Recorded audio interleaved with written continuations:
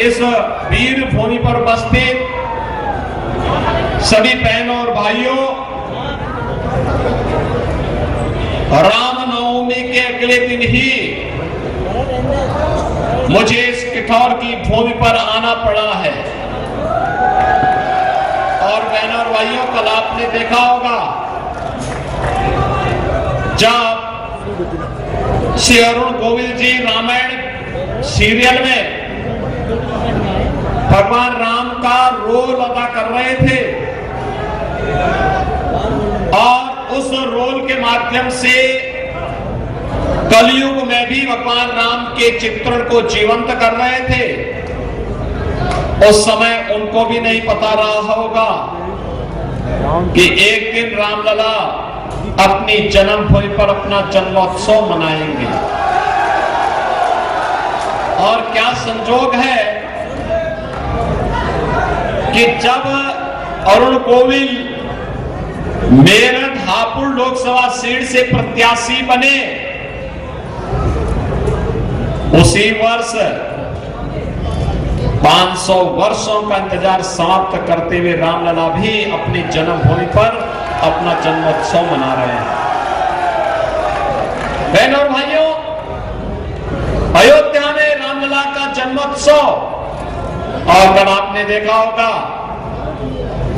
सूर्यवंशी राम भगवान सूर्य की किरणों से उनका तिलक और अभिषेक किस रूप में हो रहा था, यह भी पूरे देश और पूरी दुनिया को अभिभूत कर रहा था।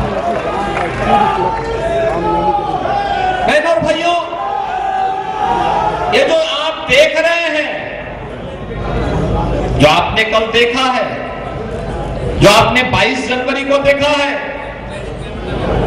जो आपने 2020 में देखा है, पहले शिलान्यास हुआ, फिर प्रभु राम की मूर्ति प्राण प्रतिष्ठा का भव्य आयोजन हुआ।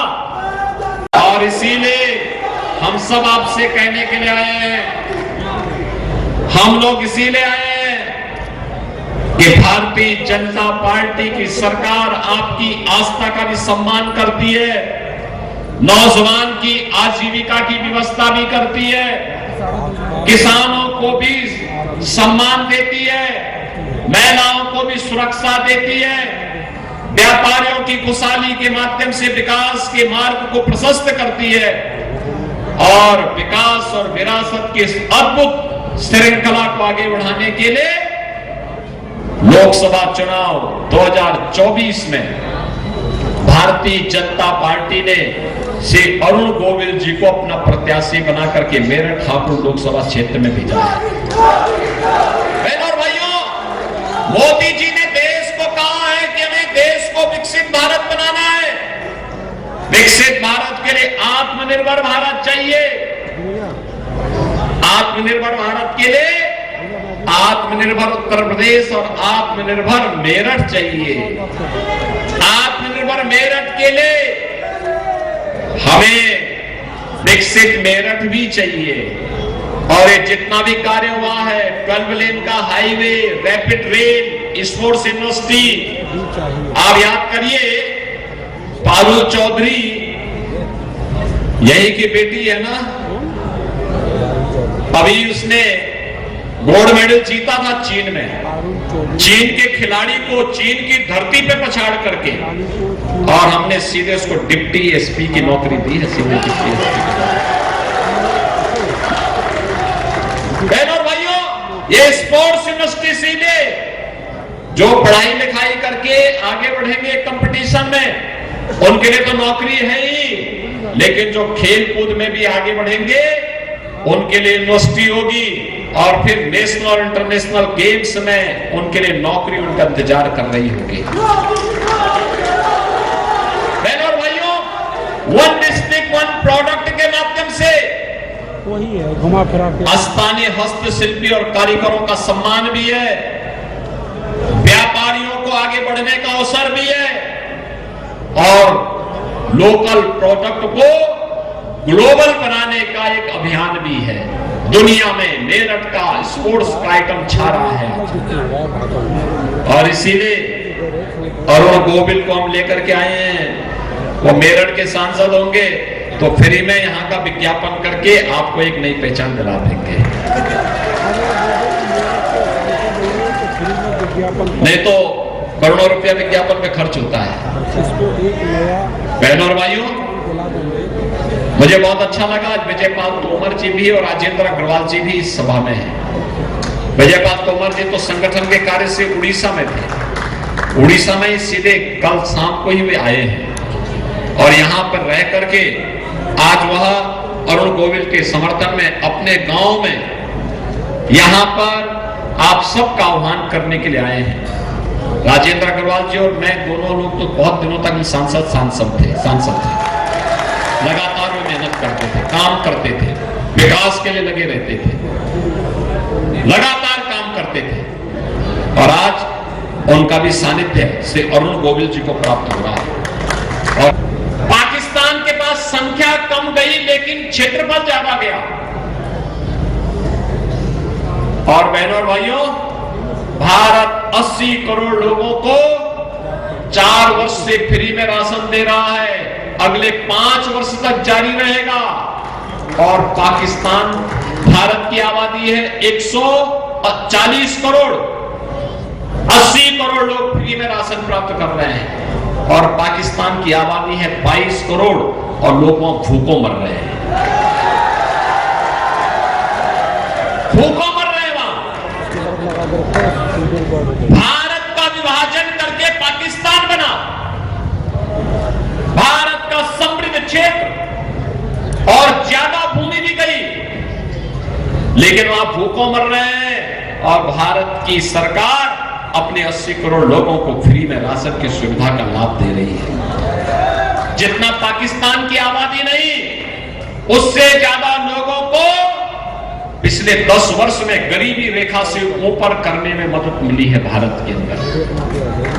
बहनों और भाइयों, 60 करोड़ गरीबों को फ्री में 5 लाख रुपए की स्वास्थ्य बीमा का कवर। और हमने तो उत्तर प्रदेश में भी किया कि आयुष्मान कार्ड किसी का अगर नहीं बना है, हमारा विधायक या सांसद या स्वयं पीड़ित व्यक्ति एक एप्लीकेशन में भेज देता है ना कि मैं बीमार हूं, मेरे परिवार में फलाना बीमार है, मेरी स्थिति नहीं कि मैं उपचार करा सकूं। हम लोग जिन 50 करोड़ लोगों का जनधन अकाउंट प्रधानमंत्री मोदी जी ने खुलवाया है, उस अकाउंट में सीधे पैसा भेजने का काम कर देते हैं उन लोगों के पास। बहनों और भाइयों, 50 करोड़ लोगों के लिए जनधन अकाउंट, 12 करोड़ गरीबों के लिए, 12 करोड़ किसानों के लिए प्रधानमंत्री किसान सम्मान निधि का लाभ, 12 करोड़ गरीबों के घर में शौचालय का लाभ, 10 करोड़ गरीबों को उज्ज्वला योजना का फ्री में सिलेंडर, 4 करोड़ गरीबों के फ्री में मकान से ढकने के लिए एक प्रधानमंत्री आवास योजना का मिल जाना, 2.5 करोड़ गरीबों के घर में फ्री में बिजली का कनेक्शन मिल जाना। ऐसी ढेर सारी योजनाओं का लाभ भी प्रधानमंत्री मोदी जी के नेतृत्व में भारत के प्रत्येक नागरिक को उपलब्ध कराया गया। और बहनों और भाइयों, ये जितना परिवर्तन हुआ है, चाहे वह सम्मान बढ़ा हो, सुरक्षा बढ़ा हो, आपकी आस्था का सम्मान हुआ हो, विकास के बड़े बड़े कार्य हुए हैं, ये सभी कार्य हुए हैं देश के यशस्वी प्रधानमंत्री नरेंद्र मोदी जी के नेतृत्व में। बहनों और भाइयों, मैं इसीलिए आपसे कहने के लिए आया हूं, क्या कश्मीर में धारा 370 कांग्रेस, सपा या बसपा के लोग हटा पाते क्या? और ये धारा 370 ही नहीं हटती तो आतंकवाद भी समाप्त नहीं होता। क्या 3 तलाक की कुप्रथा को सपा, बसपा और कांग्रेस के लोग समाप्त कर पाते क्या? अगर नारी सशक्तिकरण का कार्य किसी ने किया है तो भारतीय जनता पार्टी ने किया है, मोदी जी ने किया है। उनको उज्ज्वला योजना का कनेक्शन भी दिया है, उनके प्रत्येक गरीब के घर में शौचालय भी दिया है और साथ साथ 3 तलाक की कुप्रथा को हमेशा के लिए बैन भी कर दिया है। अयोध्या में राम मंदिर का निर्माण क्या ये सपा, बसपा, कांग्रेस के लोग कर पाते क्या? पूरे देश का विकास जिसकी राह, जिसकी गति ऊपर श्री मोदी जी ने और हमारे प्रदेश में श्री योगी जी ने निर्धारित कर दी है। विकास एक प्रक्रिया है, वो कहीं भी खत्म नहीं होता, कहीं भी रुकती नहीं है वो। तो जितना मेरठ और हापुड़ लोकसभा में काम हुआ है उसको आगे बढ़ाना वो मेरी जिम्मेदारी है। तो इसलिए ये मुद्दे की बात करना कोई, मुझे नहीं लगता कि इस समय ये समय है।